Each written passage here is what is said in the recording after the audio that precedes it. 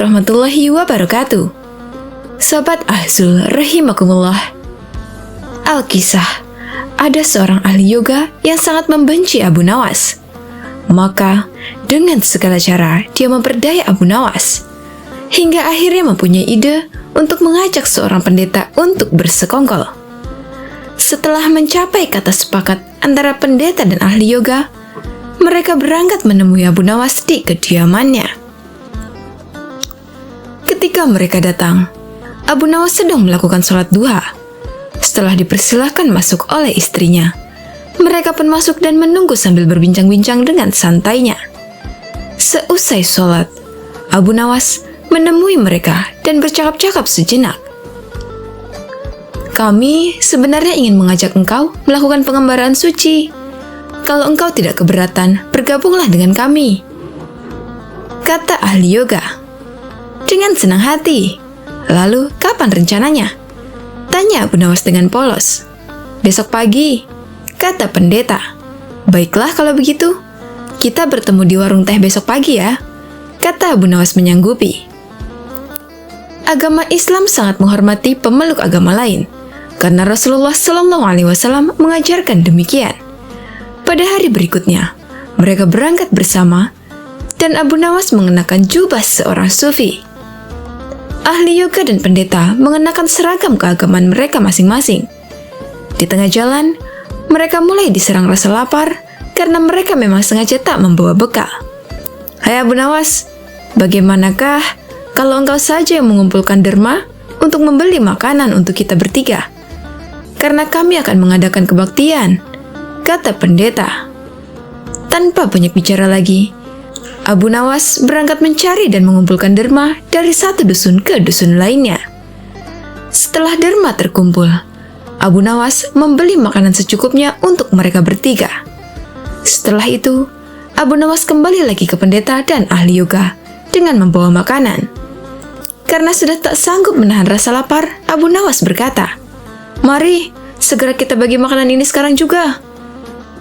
"Jangan sekarang, kami sedang berpuasa," kata ahli yoga. "Tetapi, aku hanya menginginkan bagianku saja, sedangkan kalian ya terserah pada kalian," kata Abu Nawas. "Aku tidak setuju. Kita harus seirama dalam berbuat apapun," kata pendeta. "Betul, aku pun tak setuju, karena waktu makanku besok pagi. Besok pagi, aku baru akan berbuka," kata ahli yoga. "Hei, bukankah aku yang kalian jadikan alat pencari derma? Dan derma itu sekarang telah aku tukarkan dengan makanan. Sekarang kalian malah tak mengizinkan aku untuk mengambil bagianku sendiri. Itu tak masuk akal," kata Abu Nawas mulai merasa jengkel. Namun begitu pendeta dan ahli yoga tetap bersikeras tak mengizinkan Abu Nawas untuk mengambil bagian yang sudah menjadi haknya. Abu Nawas penasaran. Ia mencoba sekali lagi meyakinkan kawan-kawannya agar mengizinkan ia memakan bagiannya. Tetapi mereka tetap saja menolak. Abu Nawas benar-benar merasa jengkel dan marah. Namun, Abu Nawas tak memperlihatkan sedikit pun kejengkelan dan kemarahannya itu. "Bagaimana kalau kita mengadakan perjanjian?" kata pendeta kepada Abu Nawas. "Perjanjian apa?" tanya Abu Nawas. "Kita adakan lomba. Barang siapa di antara kita bermimpi paling indah, maka ia akan mendapat bagian yang terbanyak. Yang kedua lebih sedikit, dan yang terburuk akan mendapat paling sedikit," kata pendeta menjelaskan. Abu Nawas setuju. Ia tak memberi komentar apa-apa. Malam semakin larut, embun mulai turun ke bumi. Pendeta dan ahli yoga mengantuk dan tidur. Abu Nawas tak bisa tidur karena perutnya lapar. Dia hanya berpura-pura tidur saja untuk mengelabui kawannya. Setelah merasa yakin kawan-kawannya sudah tertidur lelap, Abu Nawas menghampiri makanan itu. Tanpa pikir dua kali, Abu Nawas memakan habis makanan itu hingga tak tersisa sedikit pun. Setelah kenyang, barulah Abu Nawas bisa tidur. Keesokan harinya, mereka bangun hampir bersamaan. Ahli yoga dengan wajah yang berseri-seri pun bercerita, "Tadi malam, aku bermimpi memasuki sebuah taman yang mirip sekali dengan nirwana. Aku merasakan kenikmatan yang belum pernah kurasakan sebelumnya dalam hidup ini." Pendeta mengatakan bahwa mimpi ahli yoga benar-benar menakjubkan, benar-benar luar biasa. Kini giliran pendeta yang bercerita. Aku seolah-olah menembus ruang dan waktu. Dan ternyata memang benar. Aku tak sengaja berhasil menyusup ke masa silam di mana pendiri agamaku hidup. Aku bertemu dengan beliau dan yang lebih membahagiakan adalah aku diberkatinya. Ahli yoga juga memuji-muji kehebatan mimpi pendeta. Abu Nawas hanya terdiam. Ia bahkan tak tertarik sedikit pun. Karena Abu Nawas belum buka mulut juga, pendeta dan ahli yoga mulai menanyakan mimpi Abu Nawas. Akhirnya, Abu Nawas mulai bercerita setelah didesak oleh kawan-kawannya. Kalian tentu tahu Nabi Daud alaihi salam kan? Beliau adalah seorang nabi yang ahli berpuasa. Tadi malam aku bermimpi berbincang-bincang dengan beliau, dan beliau menanyakan apakah aku berpuasa atau tidak. Aku katakan aku berpuasa, karena aku memang tak makan sejak dini hari. Kemudian beliau menyuruhku agar segera berbuka karena hari sudah malam. Tentu saja aku tak berani mengabaikan perintah beliau. Aku segera bangun dari tidur dan langsung menghabiskan makanan itu. Kata Abu Nawas tanpa punya perasaan salah sedikit pun. Sambil menahan rasa lapar yang sangat, pendeta dan ahli yoga saling pandang satu sama lain. Kejengkelan Abu Nawas terobati sudah. Kini mereka berdua sadar bahwa mempermainkan Abu Nawas sama halnya dengan menyusahkan diri sendiri.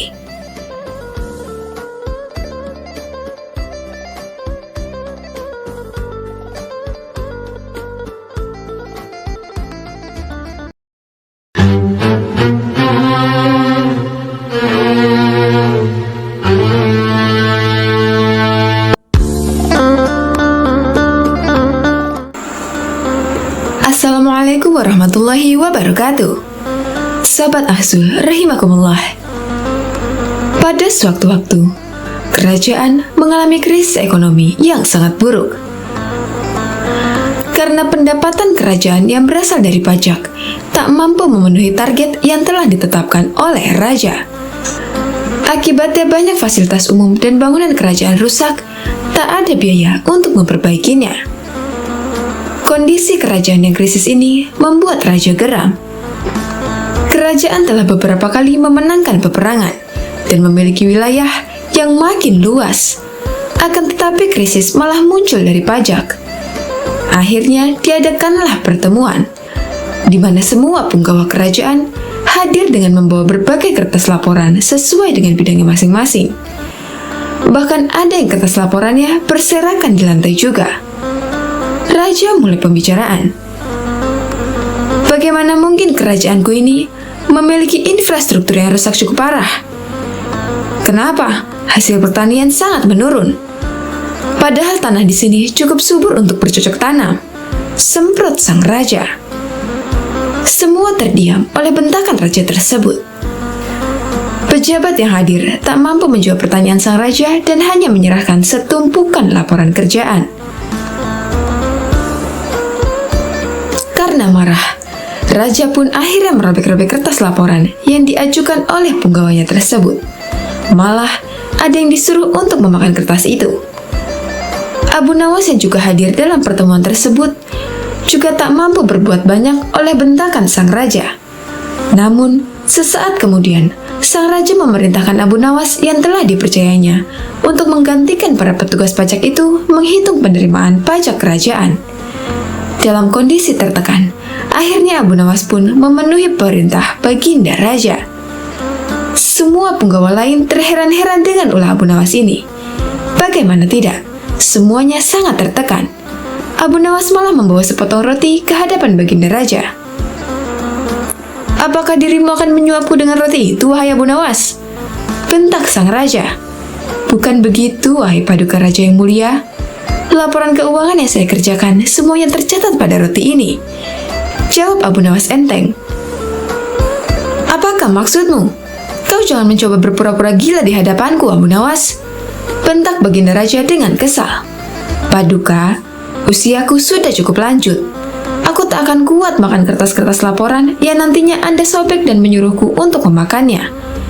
Jadi semua laporan aku pindahkan pada roti ini. Jawab Abu Nawas. Sebuah teguran yang sangat halus dari Abu Nawas, agar baginda raja lebih bijaksana dalam memimpin kerajaan. Sejak saat itu pula, baginda raja tersadar bahwa tindakannya tak benar dan sangat keterlaluan, karena harus menyuruh memakan kertas laporan dari pejabat-pejabatnya. Bersama dengan para cendekiawan kerajaan lain, akhirnya raja merumuskan perundang-undangan perpajakan yang lebih memihak kepada rakyat.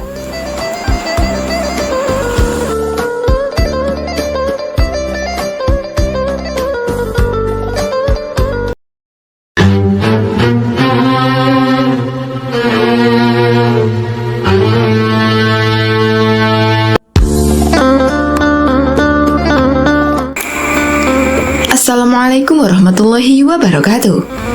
Sobat Azul rahimakumullah. Abu Nawas mempunyai burung nuri yang sangat lucu. Baginda Raja Harun al-Rashid pun ingin sekali memilikinya. Kalau kau berniat menjualnya, jangan tawarkan kepada orang lain. Tawarkan saja kepadaku. Berapapun harganya akan aku bayarkan, ujar Baginda kepada Abu Nawas. Abu Nawas tidak menjawab, dia hanya mengangguk. Tapi dalam hati dia berkata, mana mungkin aku menjual burung yang tidak berharga ini kepada Baginda. Keesokan paginya, Abu Nawas datang ke istana. Dia datang dengan membawa burung nuri yang diinginkan Baginda itu. Abu Nawas tidak ingin menjualnya. Dia ingin memberikan cuma-cuma kepada Baginda. Tapi di depan gerbang istana, dua orang pengawal menahannya. Siapa kamu? Ada keperluan apa menghadap Baginda? Hardik kedua pengawal dengan wajah bengis. Rupanya kedua orang pengawal istana tersebut adalah orang kepercayaan Perdana Menteri Abu Dahi yang selalu ingin mencelakakan Abu Nawas. Aku hendak menyerahkan burung ini kepada Baginda karena beliau sangat menyukainya, jawab Abu Nawas. Tinggal saja burung jelek itu di sini, biar aku yang menyerahkannya kepada Baginda, ucap salah seorang pengawal. Abu Nawas pun menurut. Dalam situasi seperti ini, dia tidak mungkin melawan. Tapi suatu saat, mereka pasti akan menemui perbuatannya. Oleh kedua pengawal kepercayaan Abu Dahi, burung nuri Abu Nawas ditukar dengan burung gereja. Setelah itu, diserahkan kepada Baginda. Perdana Menteri Abu Dahi yang melihat kejadian itu tersenyum simpul memuji hasil kerja anak buahnya. Berdebah, gigi Baginda gemeretak menahan amarah. Dia merasa terhina oleh perbuatan Abu Nawas. Burung nuri yang diharapkannya, tapi burung gereja yang dikirimkan. Tanpa menunggu waktu lagi, saat itu juga Baginda mendatangi rumah Abu Nawas. Abu Nawas, kalau kau keberatan menjual burung nuri itu kepadaku, aku tidak apa-apa. Tapi jangan kau kirimkan burung gereja ke istana. Itu suatu penghinaan buatku, kecam Baginda dengan mata memerah menahan amarah. Begini Baginda, tutur Abu Nawas mencoba meredakan amarah Baginda. Istana Baginda telah kemasukan dua orang penyihir yang menjadi penjaga pintu gerbang istana. Kedua orang itu bisa menyihir seekor burung gereja, dan hamba yakin besok-besok kedua orang itu bisa menyihir burung beo menjadi burung nuri. Kalau tidak percaya, tunggulah besok di istana. Baginda akan menyaksikan sendiri betapa hebatnya sihir mereka. Sambil berkata begitu, Abu Nawas mengelus-ngelus seekor burung beo yang bertengger di depan jendela rumahnya. Burung beo itulah yang akan dibuat menjebak kedua pengawal bengis istana. Pagi-pagi sekali, Abu Nawas sudah tiba di istana. Dia membawa burung beo di tangannya. Di depan gerbang lagi-lagi, dia dicegat oleh pengawal. Ada perlu apa lagi kau di sini? Kedua pengawal kembali menghardik.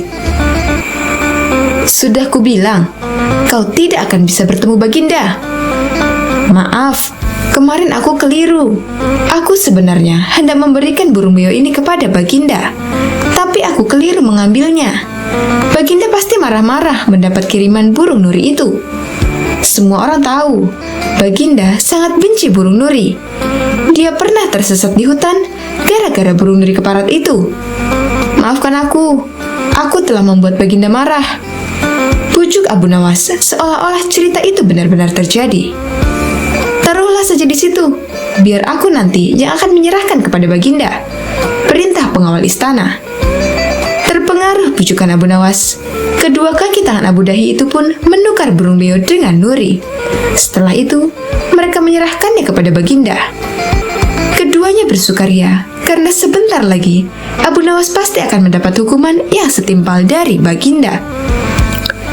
Menerima burung Nuri itu dari kedua pengawal istana, Baginda terperangah kaget. Ternyata benar apa yang dikatakan Abu Nawas. Kedua pengawal ini bisa menyihir, alias menggelapkan barang yang bukan haknya. Ini Nurinya, mana beonya? Sindir Baginda yang langsung membuat wajah kedua pengawal itu pucat pasi. Belum sempat kedua pengawal itu menjawab, Baginda langsung menitahkan perintah yang tak disangka-sangka. Karena hasil kerja yang sangat bagus, kalian berdua aku beri hadiah hukuman cambuk masing-masing 50 kali. Perdana Menteri Abu Dahi yang menyaksikan kejadian itu kini hanya bisa tertunduk lesu.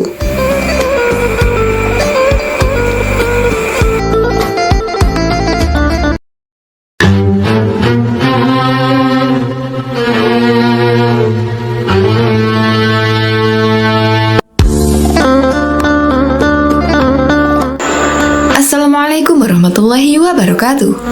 Sahabat Azul rahimakumullah. Pada suatu waktu, Baginda Raja Harun al-Rashid sangat gundah hatinya.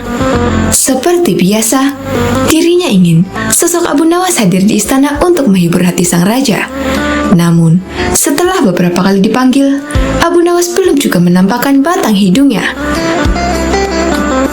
Setelah lama berpikir, akhirnya Baginda Raja menemukan cara agar Abu Nawas bisa hadir di istana kerajaan. Raja menyuruh 3 orang prajurit untuk pergi ke rumah Abu Nawas agar buang air besar di tempat tidurnya. Pengawal, pergilah ke rumah Abu Nawas dan beraklah di tempat tidurnya.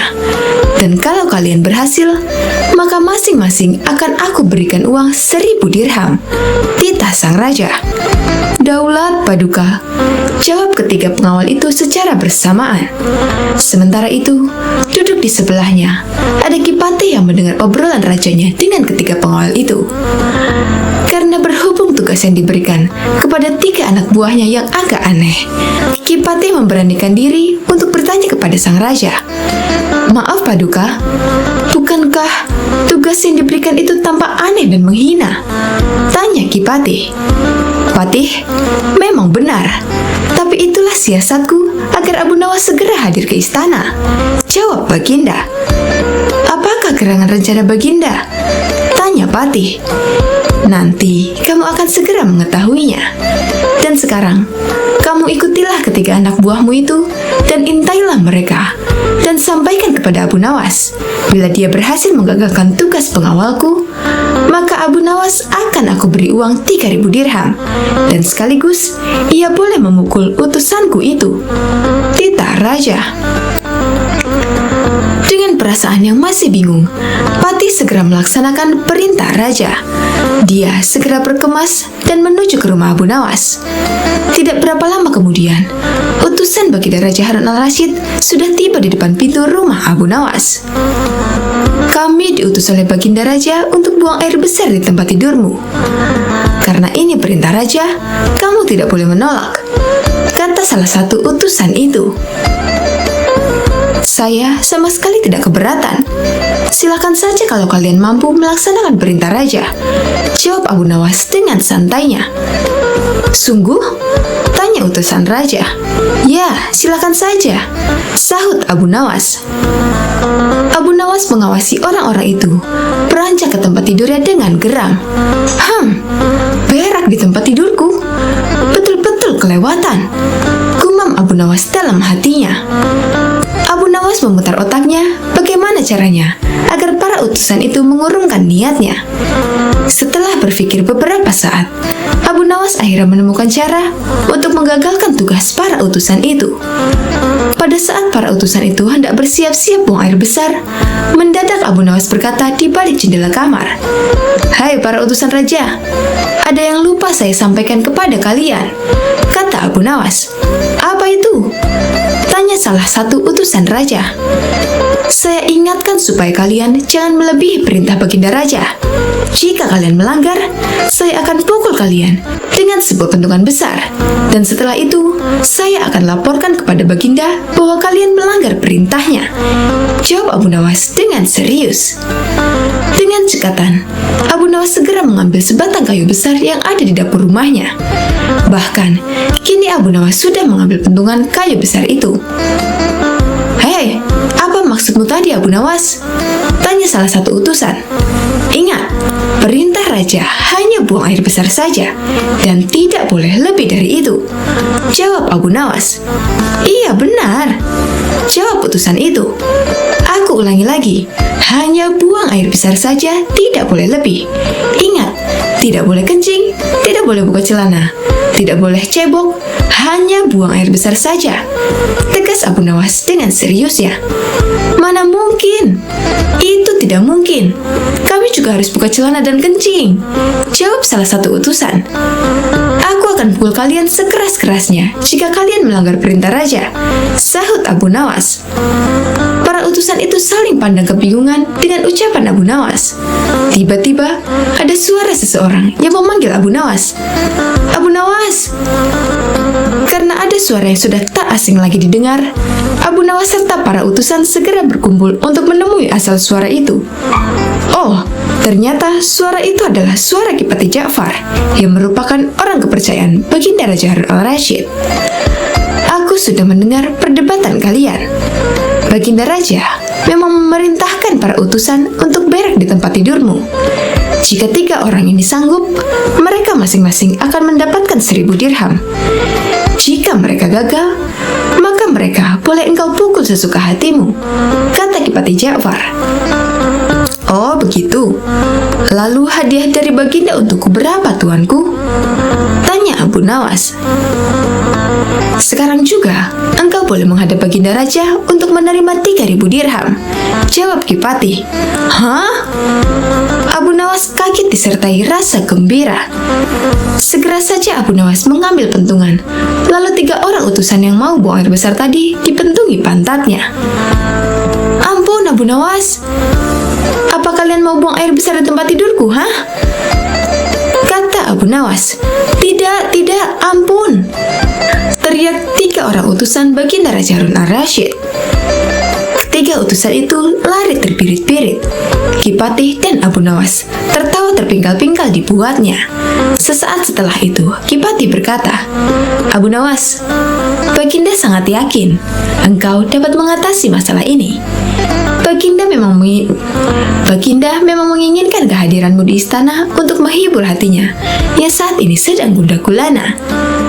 Abu Nawas menyetujui permintaan Tuanku Ja'far, dan mereka segera berangkat menuju istana setelah semua persiapan dilakukan.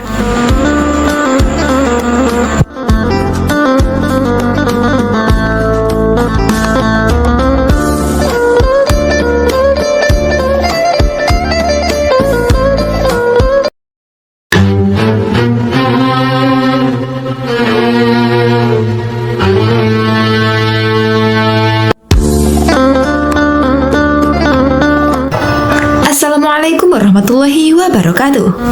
Sobat Azul rahimakumullah. Tak selamanya Abu Nawas bersikap konyol.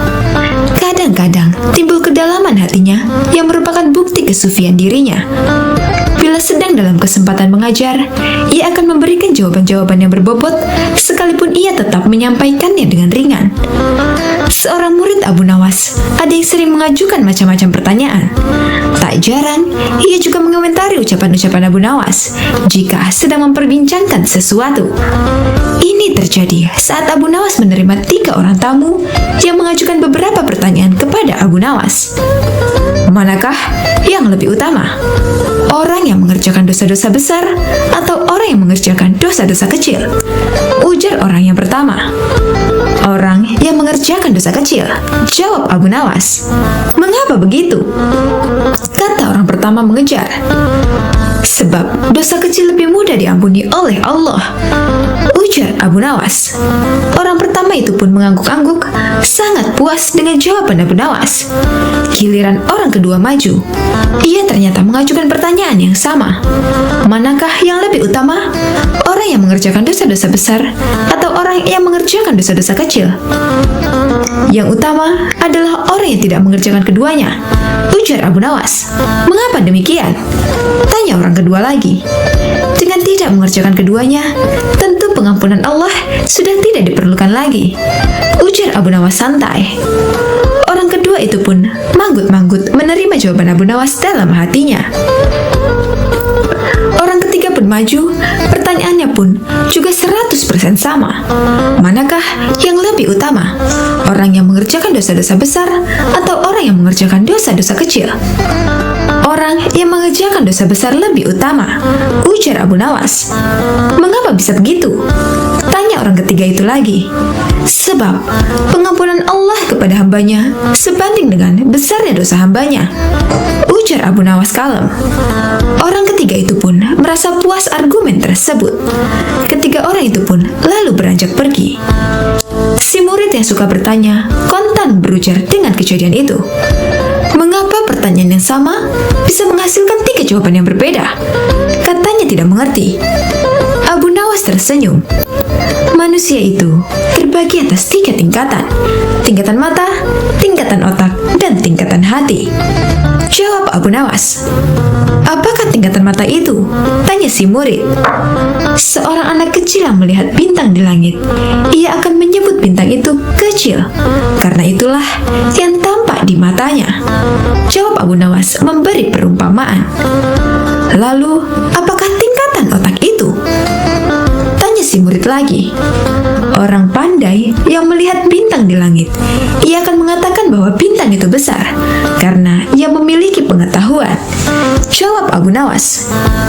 Dan apakah tingkatan hati itu? Tanya si murid lagi. Orang pandai dan paham yang melihat bintang di langit, ia akan tetap mengatakan bahwa bintang itu kecil, sekalipun ia tahu yang sebenarnya bintang itu besar. Sebab baginya tak ada satupun di dunia ini yang lebih besar dari Allah Subhanahu wa Ta'ala. Jawab Abu Nawas sambil tersenyum. Si murid pun mafhum. Ia lalu mengerti mengapa satu pertanyaan bisa mendatangkan jawaban yang berbeda-beda. Tapi si murid itu bertanya lagi. Wahai guruku, mungkinkah manusia itu menipu Tuhan? Tanya si murid. Mungkin. Jawab Abu Nawas santai menerima pertanyaan aneh itu. Bagaimana caranya? Tanya si murid lagi. Manusia bisa menipu Tuhan dengan merayunya melalui pujian dan doa, ujar Abu Nawas. Kalau begitu, ajarilah aku doa itu wahai guru, ujar si murid antusias. Doa itu adalah, wahai Tuhanku, aku tidak pantas menjadi penghuni surga, tapi aku juga tidak kuat menahan panasnya api neraka. Sebab itulah, terimalah taubatku dan ampunilah segala dosa-dosaku. Sesungguhnya, Kaulah Zat yang Maha Mengampuni dosa-dosa besar.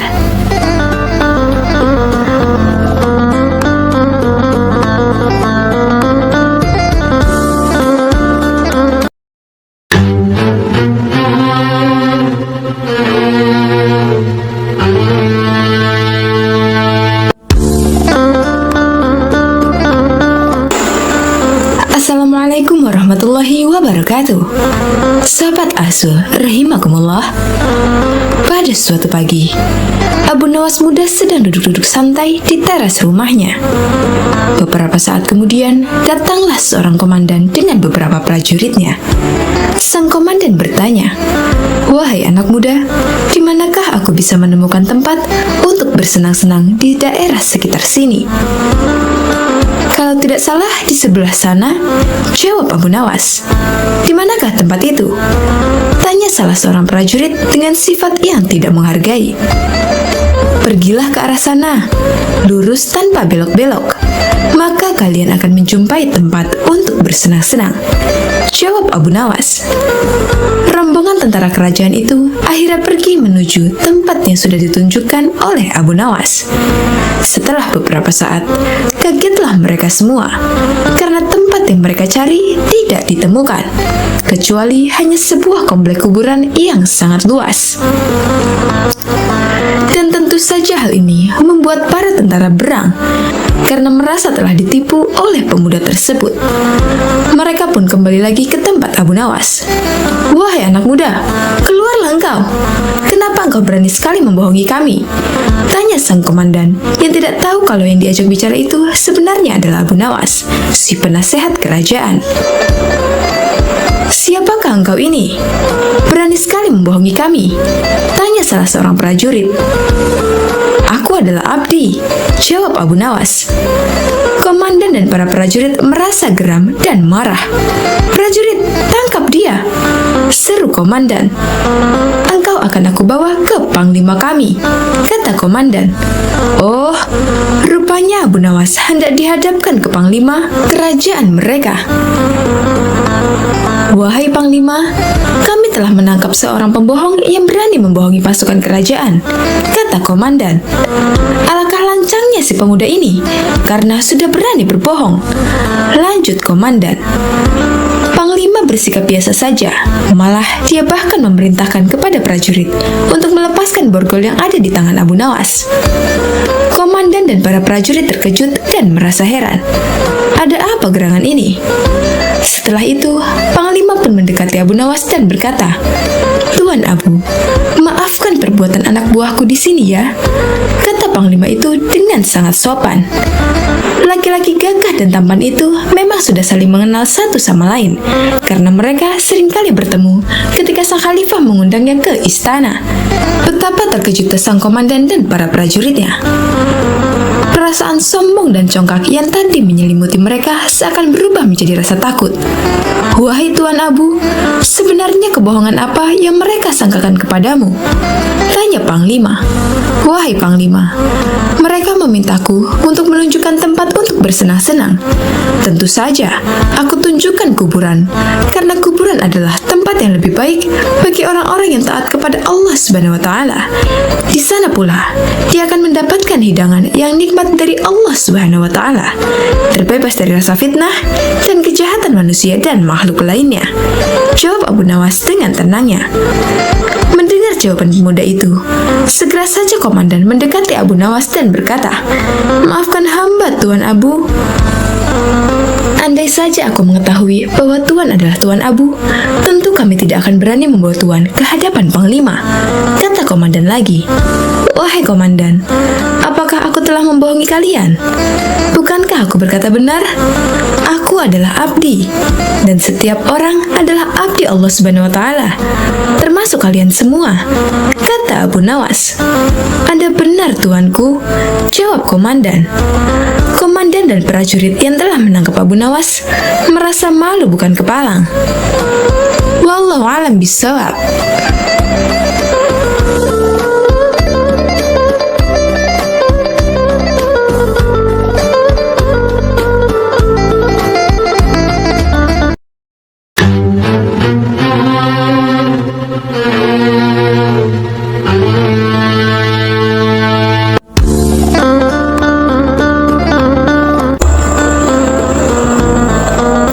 Assalamualaikum warahmatullahi wabarakatuh. Sobat Azu, rahimakumullah. Baginda Raja Harun al-Rasyid mempunyai dua orang putra dari permaisurinya. Putra pertama bernama Al-Amin, dan putra kedua bernama Al-Makmun. Al-Amin ternyata sangat bodoh dan pemalas, sedangkan Al-Makmun terkenal rajin dan pintar dalam ilmu dan sastra. Raja sangat menyukai Al-Makmun karena kecerdasannya tersebut, dan tentu saja ini membuat sang permaisuri tidak suka lantaran sang raja dianggap pilih kasih. Padahal keduanya kan sama-sama putranya. "Suamiku, kenapa Anda tidak begitu menyayangi Al-Amin?" tanya permaisuri Zubaidah. "Karena ia tidak bisa membuat syair dan tidak kenal sastra," jawab baginda raja. "Suamiku, sebenarnya kalau mau, Al-Amin akan menguasai ilmu sastra daripada saudaranya." Sebenarnya ia lebih cerdas. Ia hanya malas saja, kata permaisuri. Kalau begitu, biar besok aku panggil Abu Nawas untuk menguji syairnya, tambah permaisuri. Pagi buta Abu Nawas sudah muncul di istana, memenuhi panggilan sang permaisuri. Abu Nawas, coba kamu dengarkan karya syair putraku ini, kata sang permaisuri dengan bangga.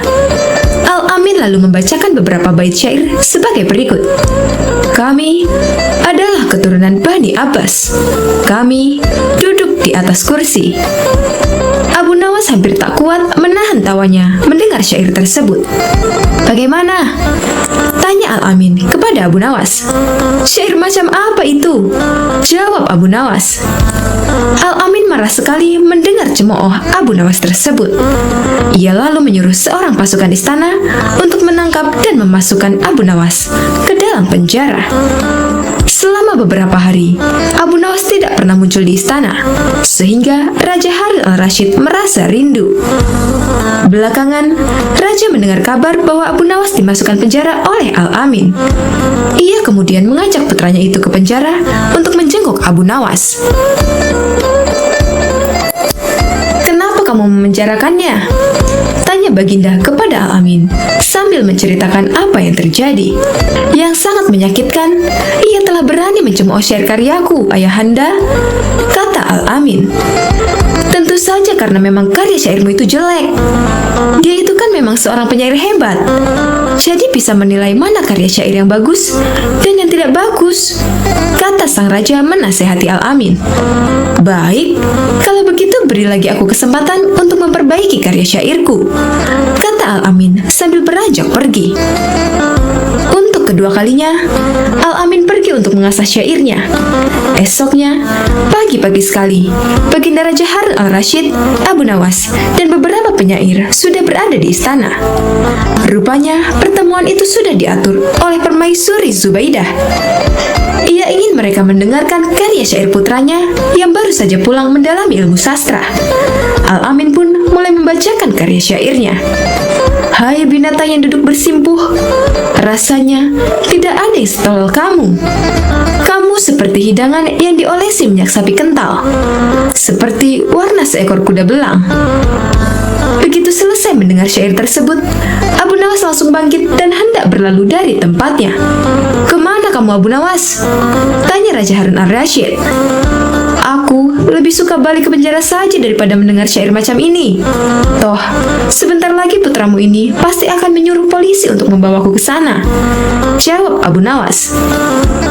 Raja pun tertawa terpingkal-pingkal mendengar jawaban Abu Nawas itu. Sementara, sang permaisuri Zubaidah hanya bisa duduk termenung. Wallahu a'lam bishawab.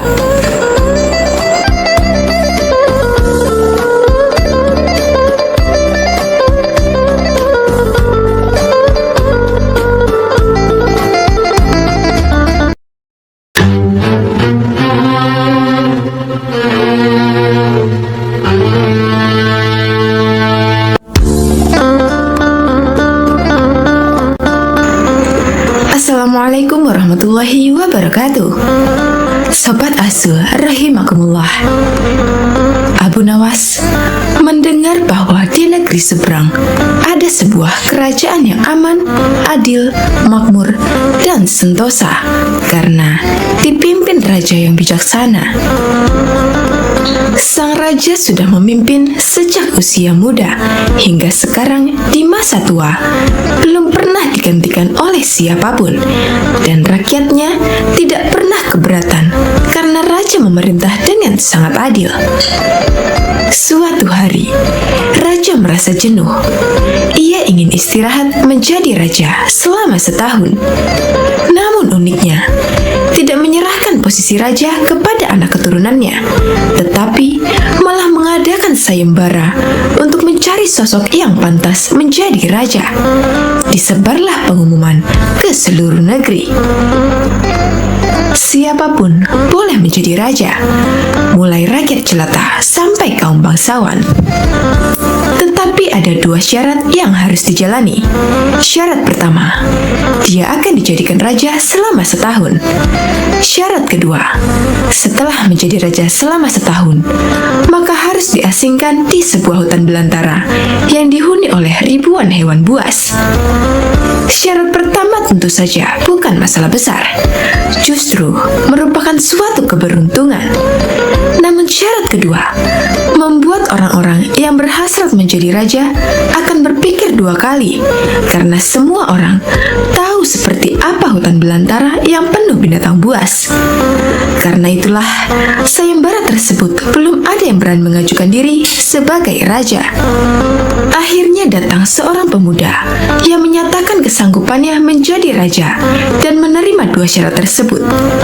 Pemuda ini sebenarnya adalah pemuda biasa yang ingin merasakan bagaimana nikmatnya menjadi raja, karena selama ini ia hidup sangat pas-pasan. Diangkatlah dia menjadi raja, dan mulai saat itu mendapat pelayanan layaknya seorang raja. Harta berlimpah, wanita cantik, makan dan minuman enak, serta fasilitas istimewa lainnya. Tetapi sayang, ternyata ketakutannya akan kematian membuatnya tidak bisa menikmati semua itu. 3 bulan pertama, dia mulai gelisah karena umurnya tinggal 9 bulan lagi. 3 bulan kedua, ia makin tidak tenang makan dan tidak tidur nyenyak. 3 bulan ketiga, dia mulai menyesali keputusannya menjadi raja. 3 bulan terakhir, si pemuda makin stres berat karena hidupnya tinggal beberapa bulan dan kesenangan yang dicari selama ini tidak bisa dirasakan. Ketika masa jabatannya sebagai raja sudah berakhir, lalu dibuanglah dia ke hutan belantara. Tidak butuh waktu lama, terdengar kabar ke seluruh negeri jika pemuda itu tewas dimakan binatang buas. Adanya peristiwa tersebut membuat orang-orang kian enggan melamar menjadi raja. Tapi ternyata masih saja ada pemuda lain yang ingin melamar menjadi raja. Diangkatlah pemuda kedua ini menjadi raja. 3 bulan pertama menjadi raja, ia puas-puaskan berpesta karena sadar hidupnya tidak akan lama lagi. 3 bulan kedua dan berikutnya, hari-harinya ia habiskan dengan foya-foya dan pesta pora. Bulan berganti bulan, pestanya makin gila-gilaan. Ia sudah tidak peduli lagi pada apapun. Dia hanya ingin bersenang-senang sebelum mati setelah jabatannya sebagai raja berakhir. Lalu dibuanglah dia ke hutan belantara. Tak berapa lama, terdengar kabar bahwa si pemuda kedua tewas diterkam singa. Tubuhnya dicabik-cabik dan jadi rebutan para singa. Peristiwa ini membuat banyak orang melupakan mimpi menjadi raja. Mereka masih penasaran apakah masih ada orang yang cukup bodoh untuk melamar menjadi raja. Suatu hari, Abu Nawas mampir ke negeri tersebut dengan tujuan menemui sahabat lamanya yang kebetulan merupakan penduduk di sana. Sesampainya di negeri itu, dengan penuh kehangatan, Abu Nawas disambut temannya. Mereka berdua saling melepas rindu satu sama lain. Di sela-sela obrolannya, Abu Nawas merasa iba dengan kondisi sahabatnya itu. Ia kini hidup miskin, tinggal di gubuk kecil reot, hanya seorang diri. "Mana istrimu?" tanya Abu Nawas. "Semenjak aku jatuh miskin, ia pergi meninggalkanku," jawab sang sahabat. "Ya sudah, ya sabar ya. Yang penting kamu jangan tinggalkan sholat. Dan jangan lupa berdoa kepada Allah agar Allah membukakan pintu rezeki untukmu," tutur Abu Nawas. "Alhamdulillah, aku tidak pernah tinggalkan sholat. Bahkan, aku sekarang rajin berpuasa sunnah," balas sahabatnya. "Oh iya, ngomong-ngomong, mana nih makanannya? Dari tadi kenapa belum keluar?" celetuk Abu Nawas. "Maaf Abu Nawas, aku sudah tidak punya apa-apa. Aku sendiri kadang sehari makan, kadang tidak," ujar sahabatnya. Mendengar hal itu membuat hati Abu Nawas makin tersenyum. kenapa tidak mencari kerja? Upahnya kan bisa untuk membeli makanan. Tanya Abu Nawas. Setiap hari aku keluar untuk cari pekerjaan, tapi belum juga dapat. Mungkin belum rezekiku, jawab sang sahabat. Kalau mau nekat sih, sebenarnya aku bisa. Bahkan aku bisa menjadi raja dan kaya raya. Tapi itu hanya sementara. Setelah itu, aku mati diterkam binatang buas di hutan belantara. Kata sahabatnya melanjutkan. Maksudmu bagaimana? Tanya Abu Nawas heran. Kemudian sahabatnya itu memberitahu tentang sayembara yang diadakan rajanya. Mendengar sayembara tersebut, Abu Nawas terdiam sejenak. Tiba-tiba terlintas di benak Abu Nawas sebuah ide yang cemerlang. Kamu ingin hidup kaya? Aku akan membantumu. Sekarang juga antarkan aku ke hadapan rajamu. Aku mau mendaftar menjadi raja. Ucap Abu Nawas. Kamu gila ya? Jangan Abu Nawas, itu sama saja bunuh diri. Cegah sahabatnya. Sudahlah, turuti saja perkataanku, timbal Abu Nawas. Maka diantarlah Abu Nawas ke istana untuk menemui sang raja. Ada perlu apa kalian datang kemari? Tanya sang raja. Maaf tuan, hamba Abu Nawas dari negeri seberang ingin mendaftar menjadi raja. Itu pun kalau tuan raja mengizinkan, ucap Abu Nawas. Oh, tentu saja boleh. Siapapun dipersilahkan menjadi raja. Tapi ada 2 syarat yang harus dijalani, ujar sang raja. Hamba siap paduka yang mulia, tapi hamba minta 1 permintaan. Izinkan sahabat hamba ini menjadi pengawal pribadi hamba, kata Abu Nawas sambil menunjuk sahabatnya yang berdiri di sampingnya. Oh, silakan saja. Saat menjadi raja selama setahun, kau berhak atas segala sesuatunya, termasuk mengatur semua prajurit kerajaan beserta para menteri. Tapi ketika masamu menjadi raja berakhir, sahabatmu juga harus ikut kau dibuang ke hutan belantara, timbal sang raja. Sahabat Abu Nawas ini kaget dan sempat menolak dijadikan pengawal pribadinya. Namun akhirnya Abu Nawas berhasil membujuknya. Mendengar ada yang melamar menjadi raja lagi, membuat masyarakat begitu penasaran. Sebagian menertawakan kebodohan tersebut, sementara yang lain merasa iba dan kasihan. Abu Nawas akhirnya diangkat menjadi raja dan diberi segala kemewahan serta kemudahan fasilitas layaknya baginda raja. Ternyata berbeda dengan 2 pemuda sebelumnya.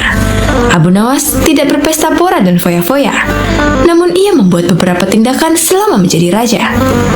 3 bulan pertama, Abu Nawas memerintah ribuan prajurit untuk membabat habis hutan belantara dan memindahkan semua binatang buas ke tempat lainnya. Sebagai raja, tentu perintahnya harus dipatuhi. Setelah 3 bulan berlalu, hutan belantara tempat ia akan dibuang kini menjadi tanah kosong yang siap huni. 3 bulan kedua, Abu Nawas memerintahkan para arsitek membuat istana megah untuk dirinya, tentunya dengan uang kerajaan yang dikuasai. Abu Nawas bisa membangun apa saja, termasuk membangun istana di tanah yang dulunya adalah hutan belantara. Dalam jangka waktu 3 bulan, berdirilah istana megah dan kokoh. 3 bulan ketiga, Abu Nawas memerintahkan para prajurit membawakan harta dan perabotan dikirim ke istana yang baru saja dibangun. 3 bulan terakhir, Abu Nawas menawarkan kepada masyarakat siapa saja yang mau pindah di wilayah istananya akan dibuatkan rumah dan diberi modal uang untuk berdagang. Kesempatan tersebut tidak disia-siakan oleh warga. Ratusan orang mendaftarkan diri untuk pindah ke sekitaran istana Abu Nawas.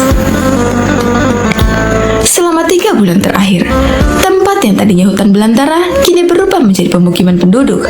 Bahkan, di sana Abu Nawas mempunyai istana dengan dipenuhi harta kekayaan. Akhirnya habislah masa jabatan Abu Nawas sebagai raja. Sesuai perjanjian, Abu Nawas dan sahabatnya dibuang ke hutan belantara yang kini sudah menjadi pemukiman penduduk. Sesampainya di sana, Abu Nawas dan sahabatnya memasuki istana barunya. Ini semua untukmu. Kau sekarang sudah menjadi orang kaya raya. Tapi jangan lupa bersedekah, tutur Abu Nawas. Sahabatnya itu terkejut bukan main. Ia langsung merangkul Abu Nawas dan mengucapkan terima kasih. Akhirnya Abu Nawas pun pamit pulang kembali ke negerinya. Wallahu a'lam bishawab.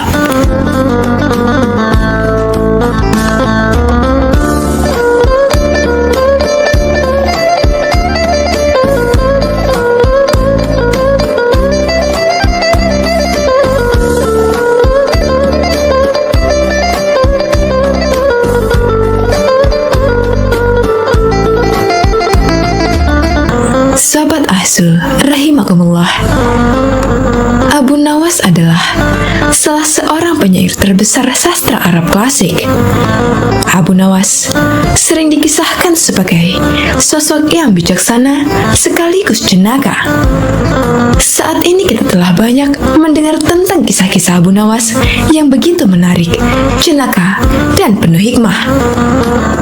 Tapi ada satu kisah yang menarik dan mungkin banyak dari teman-teman yang penasaran di mana Abu Nawas berhasil menjawab pertanyaan dari Raja Harun al-Rasyid tentang manakah yang lebih dahulu diciptakan antara telur dan ayam. Namun ada sebagian juga yang berpendapat bahwasannya kisah-kisah Abu Nawas yang ada sekarang adalah sebuah dongeng belaka. Jadi kebenarannya hanya Allah Subhanahu wa Ta'ala yang Maha mengetahui. Untuk itu, kisah ini cukup dijadikan sebagai pengetahuan dan diambil hikmahnya saja. Pada suatu hari, Raja Harun al-Rasyid sedang merasa bahagia karena dia mendapati ayam betinanya telah bertelur. Melihat ayam yang bertelur, sang raja dapat ide untuk membuat sayembara kepada masyarakat. Lalu sang raja pun mengumpulkan orang-orang atau rakyatnya itu di sebuah lapangan yang luas. Kemudian sang raja berkata, "Wahai rakyatku, siapakah di antara kalian yang dapat menjawab pertanyaanku? Manakah yang lebih dulu diciptakan antara ayam dan telur? Barang siapa dari kalian yang berhasil menjawab pertanyaan dengan alasan yang logis, maka aku akan hadiahkan 1 peti penuh uang emas.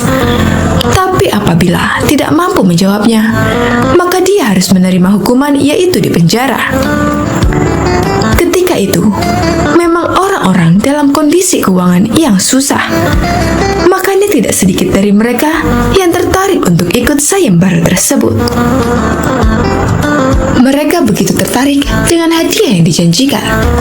Tapi masalahnya, mereka juga tak cukup pintar untuk bisa menjawab pertanyaan tersebut dengan disertai alasan yang logis.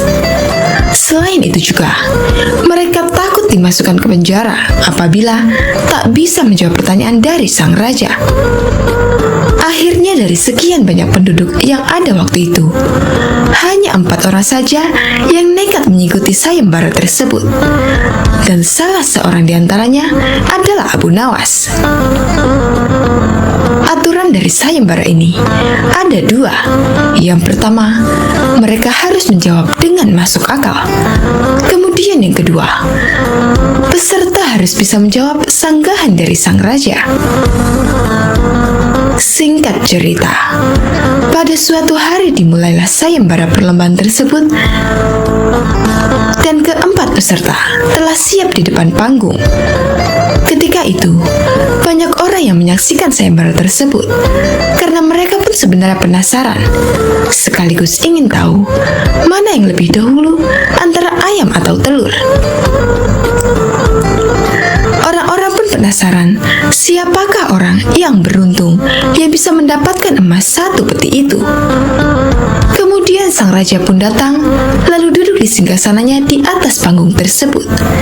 Mulailah ketika Raja Harun al-Rasyid memanggil peserta pertama untuk maju. Lalu sang raja bertanya, "Manakah yang lebih dulu ada, telur apa ayam?" Kemudian peserta pertama ini menjawab, "Wahai raja, telurlah yang lebih dulu ada." Dan sang raja bertanya, "Kenapa telur yang pertama? Apa alasannya? Peserta ini menjawab, bila ayam yang lebih dulu ada, itu dirasa tidak mungkin, karena ayam berasal dari telur. Lalu sang raja bertanya lagi, kalau begitu, siapa yang mengerami telur tersebut? Mendengar pertanyaan dari raja ini, peserta pertama ini langsung pucat karena dia tidak tahu jawabannya apa. Karena peserta ini tidak mampu menjawab, raja pun memasukkan dia ke dalam penjara. Kemudian dipanggillah peserta yang kedua.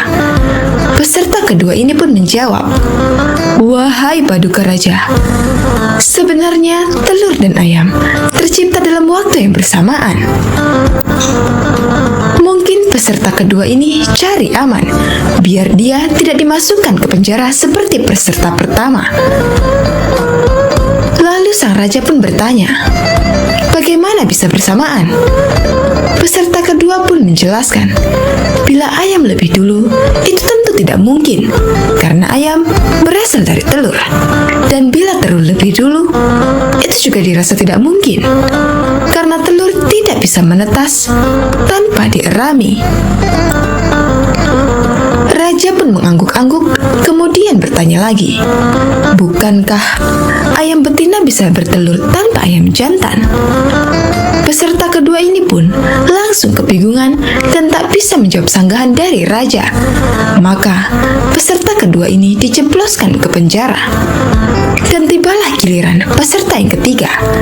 Dia berkata, wahai yang mulia, sebenarnya ayamlah yang diciptakan lebih dulu daripada telur. Kemudian sang raja berkata, jika itu pendapatmu, coba jelaskan kenapa bisa demikian. Peserta ketiga menjelaskan, menurut hamba, yang pertama diciptakan adalah ayam betina. Raja pun bertanya lagi, lalu bagaimana bisa ayam betina bisa beranak pinak seperti sekarang, sedangkan ayam jantan saja tidak ada pada awalnya? Dan peserta yang ketiga ini pun menjelaskan, ayam betina bisa bertelur tanpa ayam jantan. Kemudian telur itu dierami sendiri, lalu menetas, dan jadi anak ayam jantan. Dan anak ayam itu, ketika menjadi ayam jantan dewasa, maka dia mengawini induknya sendiri. Mendengar alasan peserta ketiga ini, sang raja pun kembali menanyakan sesuatu. Bagaimana bila ayam betina itu mati sebelum ayam jantan itu mengawininya? Peserta ketiga ini pun akhirnya tak bisa menjawab sanggahan sang raja dan dia pun dimasukkan ke penjara juga. Akhirnya, tinggal peserta yang terakhir, yaitu Abu Nawas. Dengan sangat yakin, Abu Nawas menjawab, wahai yang mulia, yang pasti adalah telur dulu baru kemudian ayam. Raja pun bertanya, coba jelaskan secara logis, bagaimana bisa telur yang lebih dahulu dibandingkan ayam? Dengan santai Abu Nawas berkata, karena ayam bisa mengenal telur, sedangkan telur tidak bisa mengenal ayam. Mendengar alasan dari Abu Nawas itu, raja sempat terdiam agak lama, dan ternyata sang raja kali ini tidak bisa menyangka alasan Abu Nawas. Penonton pun bersorak kegirangan, maka Abu Nawaslah yang berhak mendapatkan uang emas 1 peti itu.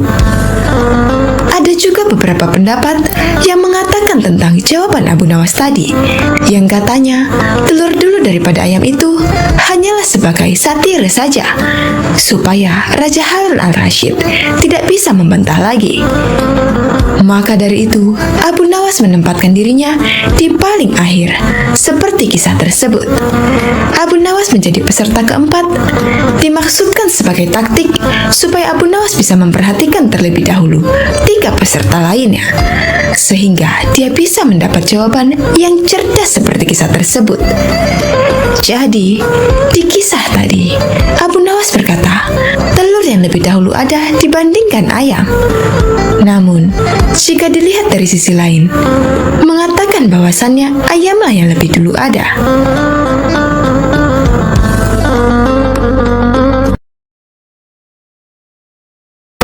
Sobat Azul, rahimakumullah.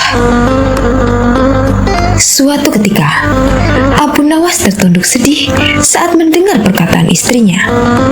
Tadi pagi, atas perintah langsung dari raja, beberapa pengawal kerajaan membongkar dan menggali rumahnya dengan paksa. Istrinya memberitahukan Abu Nawas bahwa perintah untuk menggali rumahnya itu disebabkan karena raja bermimpi di bawah rumah Abu Nawas terdapat emas dan permata yang tak ternilai harganya. Tetapi setelah digali, ternyata emas dan permata itu tidak ditemukan. Yang membuat Abu Nawas kesal dan bersedih adalah raja tidak meminta maaf kepada Abu Nawas. Bahkan tidak ada ganti rugi atas kerusakan yang telah dibuat orang-orang kerajaan.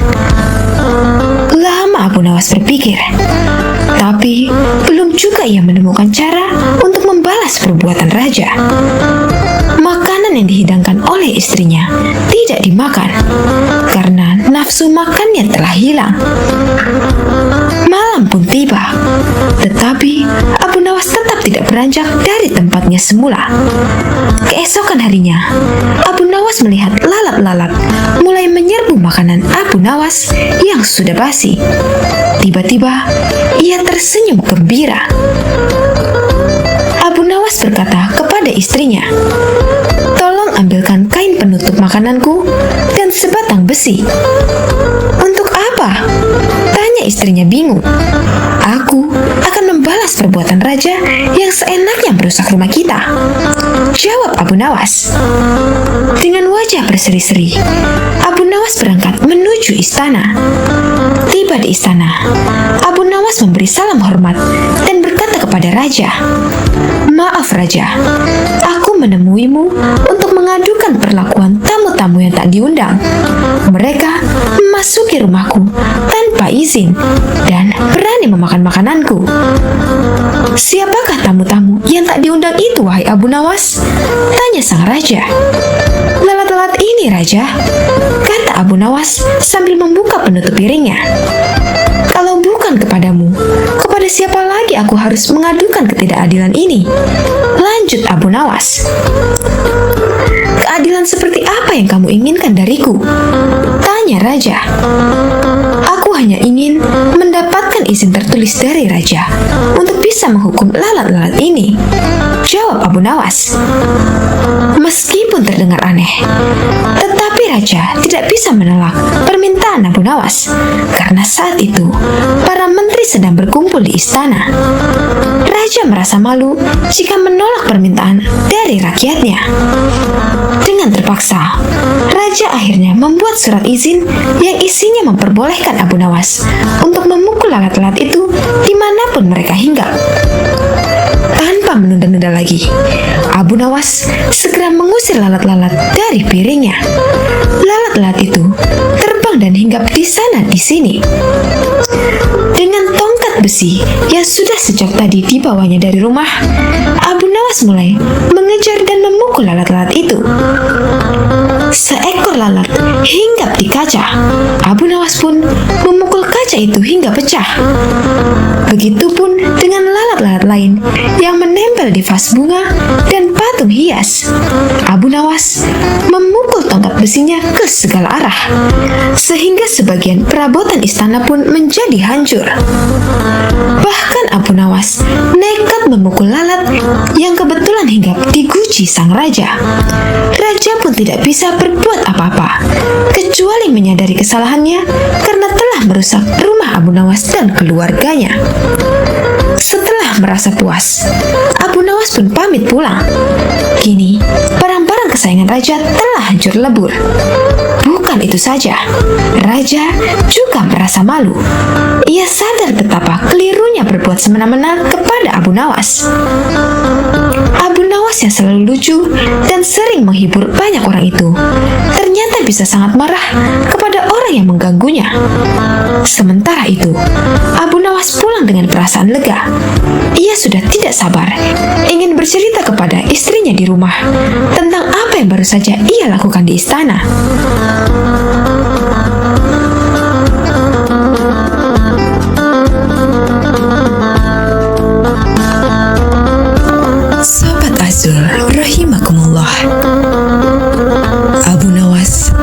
adalah seorang penyair Arab klasik dan terkenal.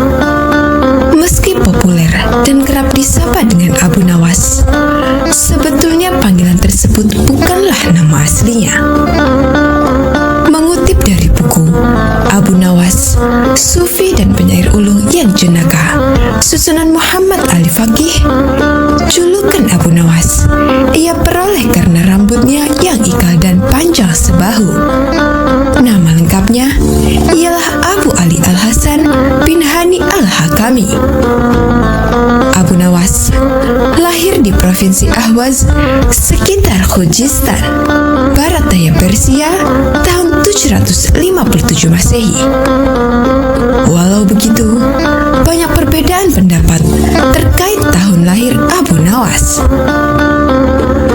Ketika beranjak dewasa, Abu Nawas membantu sang paman bekerja sebagai pembuat minyak wangi. Seusai bekerja, ia sering pergi ke masjid untuk belajar berbagai ilmu agama dan pengetahuan lainnya, seperti syair, fikih, dan ilmu hadis. Abu Nawas terkenal sebagai murid yang cerdik dan antusias dalam mempelajari berbagai ilmu pengetahuan. Suatu hari, Abu Nawas bertemu dengan Abu Usamah yang merupakan ahli sastra sekaligus pujangga terkenal. Ia sangat terkesima dengan kemampuan Abu Nawas membuat syair, hingga diajarkan berbagai ilmu mengenai syair. Dikenal sebagai sosok yang jenaka dan cerdas, banyak kisah menarik mengenai Abu Nawas. Salah satunya ketika ia bersikeras mencari neraka. Hari masih terlalu pagi, bahkan azan subuh pun belum berkumandang. Tetapi Abu Nawas sudah terlihat sibuk mencari sesuatu di halaman rumahnya. Ada di mana sebenarnya? Gumam Abu Nawas sambil membawa lampu dan menggoyang-goyangkannya. Jika di sekitar rumah tidak ada, aku harus mencarinya kemana lagi? Lanjut Abu Nawas. Tak lama kemudian, terdengar azan subuh. Abu Nawas pun segera bergegas pergi ke masjid. Di sepanjang jalan, ia pun masih sempat memeriksa tempat-tempat yang tertutup. Hai Abu Nawas, kau sedang apa? Apakah kau kehilangan sesuatu? Tanya seseorang yang melihat gerak-gerik Abu Nawas yang sedang mencari-cari sesuatu. Namun, Abu Nawas tidak menjawab pertanyaan itu. Pikirannya terlalu sibuk sendiri. Selesai salat subuh, Abu Nawas masih saja sibuk mencari. Kali ini ia mencari di sekitar masjid. Ia membuka semua kotak dan tong yang ada di sana. Penyair jenaka itu juga mencari di bawah jembatan, di balik semak, hingga di atas atap. Orang-orang merasa heran sekali dengan tingkah laku Abu Nawas. Sebenarnya, benda apa yang hilang sehingga ia bertingkah seperti itu? Bisik seseorang kepada yang lain. Siang harinya, Abu Nawas masih terlihat sibuk mencari kesana kemari. Meskipun matahari bersinar terik, Abu Nawas masih tetap membawa lampu minyak miliknya. Kali ini ia mencari ke sekitar rumah-rumah warga. Lagi-lagi, aksinya ini membuat para tetangganya merasa keheranan. Hai Abu Nawas, apakah kau butuh bantuan? Tanya salah satu tetangga yang memperhatikan Abu Nawas sedari tadi. Namun Abu Nawas menolak tawaran tersebut. 2 hari berikutnya, Abu Nawas masih saja sibuk mencari sesuatu itu kemana-mana sambil membawa lampu minyak miliknya, baik malam ataupun siang hari. Hingga hari keempat, orang-orang sudah tidak sabar lagi dan sangat penasaran dengan apa yang sebenarnya dicari oleh Abu Nawas. Sehingga di antara mereka ada yang mendesak Abu Nawas sambil bertanya, "Hei, siang hari begini, buat apa membawa lampu minyak? Jadi sebenarnya apa yang kau cari?" "Aku sedang mencari neraka?" jawab Abu Nawas. Sontak semua orang yang ada sekitar Abu Nawas dan mendengar jawabannya tertawa terbahak-bahak. "Dasar orang gila. Ternyata Abu Nawas sudah gila," kata mereka. Setelah itu, mereka mulai bubar karena tidak mau berurusan dengan orang gila. Sesuai hukum yang ada di kota Baghdad, orang gila dilarang untuk berkeliaran. Mereka harus ditangkap dan dikurung. Beberapa warga Baghdad akhirnya melaporkan kelakuan Abu Nawas kepada prajurit kerajaan agar segera menangkap Abu Nawas. Abu Nawas pun ditangkap dan dibawa ke penjara istana. Hal ini membuat seluruh kota Baghdad pun geger. Mereka dibuat penasaran dengan tingkah dan kesalahan apa lagi yang dilakukan oleh Abu Nawas. Begitu mendengar Abu Nawas di penjara, Raja Harun memerintahkan agar Abu Nawas dipanggil dan bertemu dengannya. Berangkatlah pengawal Raja Harun untuk menjemput dan membawa Abu Nawas. Setelah sampai di sana, Raja Harun memerintahkan ikatan tangan Abu Nawas untuk dilepas. Beliau pun bertanya, "Kali ini, apalagi kesalahanmu, wahai Abu Nawas?" "Maaf, Baginda, saya tidak melakukan kesalahan sama sekali," jawab Abu Nawas. "Lantas, mengapa kamu membawa lampu di siang hari seperti orang gila?" tanya Raja Harun. "Saat itu, saya sedang sibuk mencari neraka, Baginda Raja." Raja dan seluruh menteri yang ada di ruangan itu tertegun mendengar jawabannya. "Kau gila, memang benar kau sudah gila," teriak Raja di depan Abu Nawas. "Tidak, Raja, saya tidak gila. Mereka lah yang gila. Mereka yang melaporkan, menangkap, serta yang menganggap saya gila," jawab polos Abu Nawas. Abu Nawas meminta Raja untuk mengumpulkan semua yang terlibat dalam penangkapannya. Raja Harun mengabulkan dan mendatangkan mereka.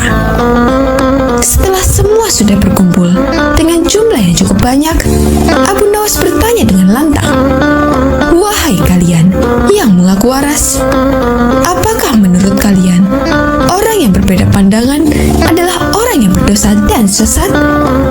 "Benar," jawab orang-orang. "Apa hukumnya bagi orang yang berdosa dan sesat?"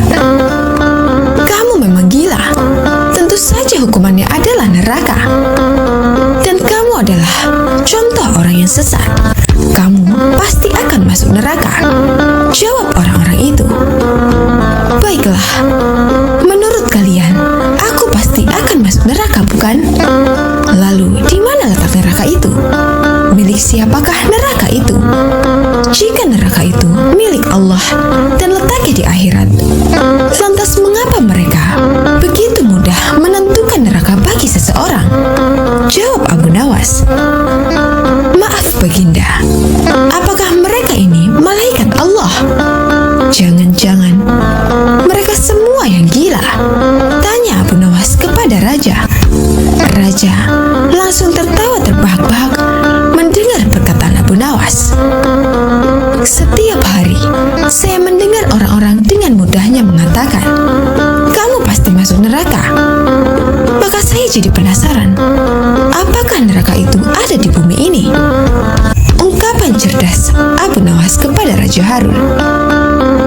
Dari kisah ini dapat diambil hikmah bahwa tak sepantasnya kita dengan mudahnya menghakimi seseorang yang berdosa bahwa ia pasti masuk neraka. Sebab hidayah Allah tak ada yang tahu akan datang kepada siapa. Wallahu a'lam bishawab.